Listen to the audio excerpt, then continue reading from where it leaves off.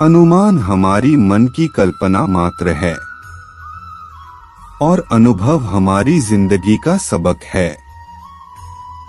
हमें सच्ची खुशी तभी होती है जब हमारी सोच, कथन और कर्म में समानता हो।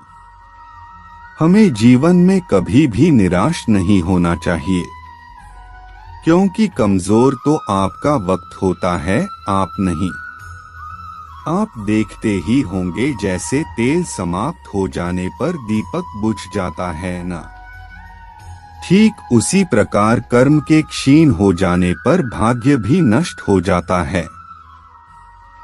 मौन रहना सबसे अच्छा उत्तर है किसी ऐसे व्यक्ति के लिए जो आपके शब्दों को महत्व ही नहीं देता हो।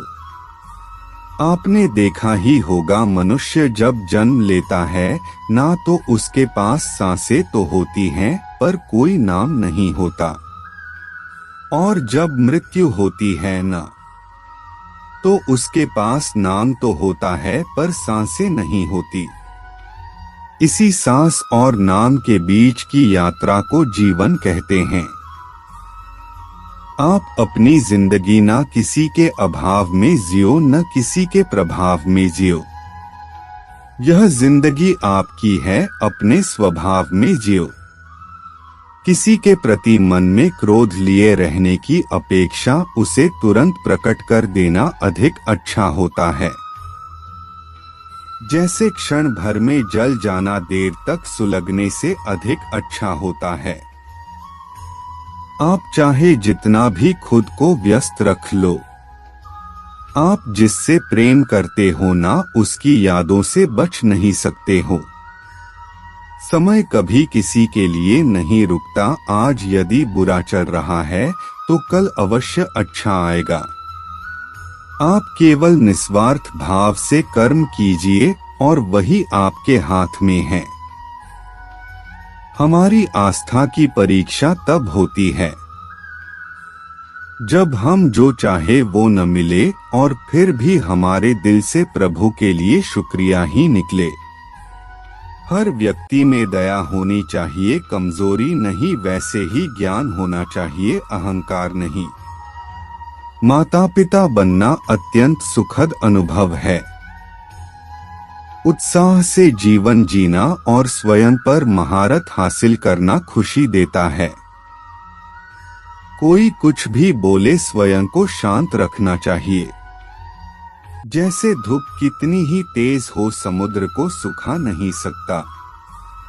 आप उसके लिए शोक करते हो जो शोक करने के योग्य नहीं है, और फिर भी ज्ञान की बातें करते हो। बुद्धिमान व्यक्ति ना जीवित और ना ही मृत व्यक्ति के लिए शोक करते हैं। आप अपनी पीड़ा के लिए संसार को दोष देना छोड़ दो। अपने मन को समझाओ, तुम्हारे मन का परिवर्तन ही तुम्हारे दुखों का अंत है। अगर तुम अपना कल्याण करना चाहते हो तो सभी तरह के उपदेशों, सभी धर्मों को छोड़कर मेरी शरण में आ जाओ। मैं तुम्हें मुक्ति प्रदान करूंगा। सुख दुख का आना जाना सर्दी गर्मी के आने जाने के जैसा ही है, इसलिए इन्हें सहन करना सीखना ही उचित है। धर्म चाहे जो भी हो, अच्छे इंसान बनो। हिसाब हमारे कर्म का होगा, धर्म का नहीं। तुम्हारा मोहग्रस्त होकर अपने कर्तव्य पथ से हट जाना मूर्खता है, क्योंकि इससे ना तो तुम्हें स्वर्ग की प्राप्ति होगी और ना ही तुम्हारी कीर्ति बढ़ेगी। बुरा वक्त आपको जिंदगी के उन सच से सामना करवाता है जिनका आपने अपने अच्छे वक्त में कभी ख्याल भी नहीं किया होता है। किसी दूसरे के जीवन के साथ पूर्ण रूप से जीने से अच्छा है कि हम अपने समय के भाग्य के अनुसार अपूर्ण जिए। जीवन को भगवान से जोड़ दो, सब भगवान पर छोड़ दो। शांत रहना सही है, पर जब गलत हो तब नहीं। खुशियां मन की एक स्थिति है, बाहरी दुनिया से इसका कोई लेना देना नहीं है। जीवन ना कल में है ना आज में है, जीवन इस पल में है, इस पल का अनुभव ही जीवन है। हम दुनिया से कभी शांति नहीं पा सकते जब तक हम खुद अंदर से शांत ना हो। मनुष्यों को मोहमाया में पड़कर अपने कर्तव्य को नहीं भूलना चाहिए। मनुष्य की इच्छाएं अनंत है, यदि इच्छाएं पूरी नहीं होती तो क्रोध बढ़ता है, और इच्छा पूरी होती है तो लोभ बढ़ता है। इसलिए जीवन की हर स्थिति में धैर्य बनाए रखे तथा इच्छाएं सीमित रखे। अगर तुम अपना कल्याण चाहते हो तो सभी उपदेशों, सभी धर्मों को छोड़कर मेरी शरण में आ जाओ, मैं तुम्हें मुक्ति प्रदान करूंगा। कर्मयोगी अपने मन और बुद्धि की शुद्धि के लिए ही अपने शरीर, मन, बुद्धि और इंद्रियों के साथ आसक्ति रहित होकर कर्म करते हैं।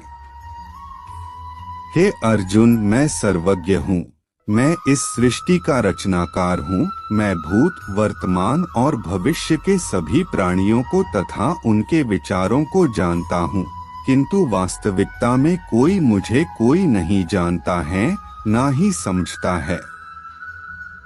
तुम अपनी पीड़ा के लिए संसार को दोष मत दो। अपने मन को समझाओ, तुम्हारे मन का परिवर्त ही तुम्हारे दुखों का अंत है। जीवन में आधे दुख इस कारण जन्म लेते हैं क्योंकि उनसे आशाएं बड़ी होती है। इन आशाओं का त्याग करके देखो, जीवन में सुख ही सुख है। जैसा दर्पण धूल से अस्पष्ट होता है, वैसे ही क्रोध से बुद्धि अस्पष्ट होती है। जान से ज्यादा अनुभव बड़ा है, अनुभव से ज्यादा जिंदगी बड़ी है। जिंदगी में रिश्तों की कमी है और रिश्तों में प्रेम ही नहीं है। अपने जीवन में कभी भी ना किसी को आनंद में वचन दे, ना क्रोध में उत्तर दे और ना ही दुख में कभी निर्णय ले। जो है माखन चोर, जो है मुरली वाला, वही है हम सबके दुहक हरने वाला। अपनी इच्छा की शक्ति से अपने आप को नया आकार दें, अपने आप को कभी भी स्वेच्छा से नीचा न होने दें। इच्छा ही आत्मा की एकमात्र मित्र है और इच्छा ही आत्मा की एकमात्र शत्रु है। जिन्होंने खुद को जीत लिया है, उनके लिए इच्छा एक मित्र है, लेकिन यह उन लोगों का दुश्मन है जिन्होंने अपने भीतर आत्मा को नहीं पाया है। सर्वोच्च वास्तविकता उन लोगों की चेतना में प्रकट होती है जिन्होंने खुद को जीत लिया है।